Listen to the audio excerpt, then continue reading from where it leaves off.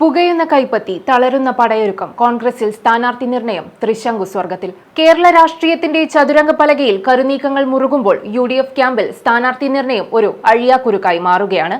എതിർപക്ഷങ്ങൾ പടയൊരുക്കം പൂർത്തിയാക്കി അങ്കത്തട്ടിൽ നിലയുറപ്പിച്ചു കഴിഞ്ഞിട്ടും സ്വന്തം പടത്തലവന്മാരുടെ പടലപ്പിണക്കത്തിൽ ഉലയുകയാണ് കോൺഗ്രസ് എന്ന വൻമരം. നിയമസഭയിലേക്ക് മത്സരിക്കണമെന്ന അചഞ്ചലമായ നിലപാടിൽ കെ സുധാകരൻ ഉറച്ചു നിൽക്കുന്നത് തന്റെ രാഷ്ട്രീയ അസ്തിത്വത്തിനായുള്ള പോരാട്ടമാണെന്ന് വ്യക്തം.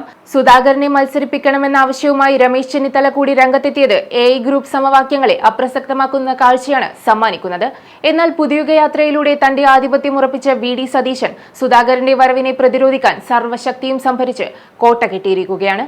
ഇലക്ഷൻ പ്രഖ്യാപിച്ചാൽ 24 മണിക്കൂറിനുള്ളിൽ സ്ഥാനാർത്ഥികളെ പ്രഖ്യാപിക്കും എന്ന് മുൻപ് വീരവാദം മുഴക്കിയ സതീശൻ കഴിഞ്ഞ ദിവസം മാധ്യമപ്രവർത്തകർക്ക് വേറെ പണിയില്ലേ എന്ന് ചോദിച്ചു കയർക്കുന്നത് പാർട്ടിക്കുള്ളിലെ ആഭ്യന്തര കലുഷിതാവസ്ഥയുടെ പരിണിത ഫലമാണ്.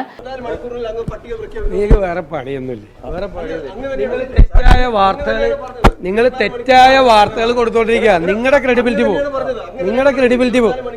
ക്രെഡിബിലിറ്റി കളയണ്ട. നിങ്ങൾ തെറ്റായ വാർത്തകൾ പറഞ്ഞുകൊണ്ടിരിക്കുക. ഇതൊന്നും അല്ല കാര്യം.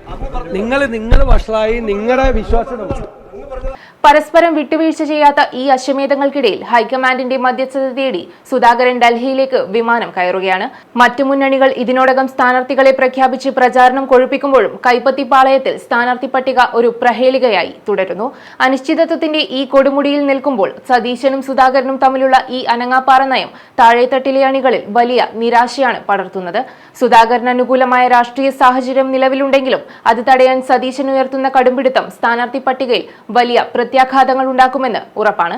പടലപ്പിണക്കങ്ങളുടെ ഈ പുരാണം എന്ന് അവസാനിക്കുമെന്നറിയാതെ അന്തം വിട്ടിരിക്കുകയാണ് UDF അണികൾ. ഹൈക്കമാൻഡിന്റെ ഇടപെടലിൽ ഈ അഴിയാക്കുരുക്ക് അഴിയുമോ അതോ കോൺഗ്രസ് കൂടുതൽ പ്രതിസന്ധിയിലേക്ക് വീഴുമോ എന്ന് വരും ദിവസങ്ങളിൽ വ്യക്തമാവും. News desk, news tomorrow.